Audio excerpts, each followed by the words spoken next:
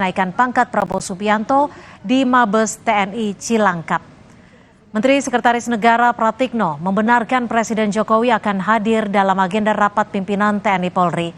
Salah satu rangkaian acara Rapim TNI Polri, yakni pemberian kenaikan pangkat Jenderal Kehormatan TNI kepada Menhan Prabowo Subianto.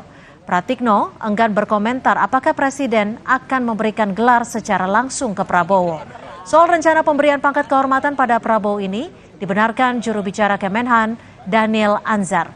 Menurut Daniel, pemberian kenaikan pangkat ini sesuai dengan undang-undang tentang gelar tanda jasa dan kehormatan.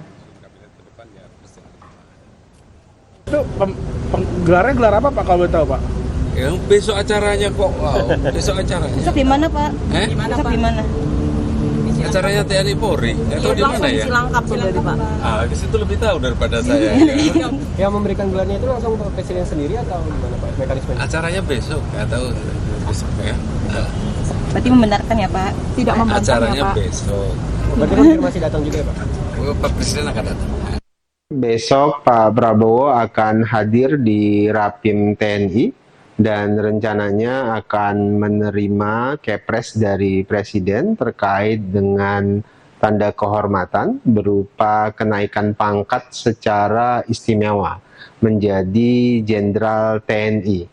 Hal ini sesuai dengan Undang-Undang Nomor 20 Tahun 2009 tentang gelar tanda jasa dan tanda kehormatan.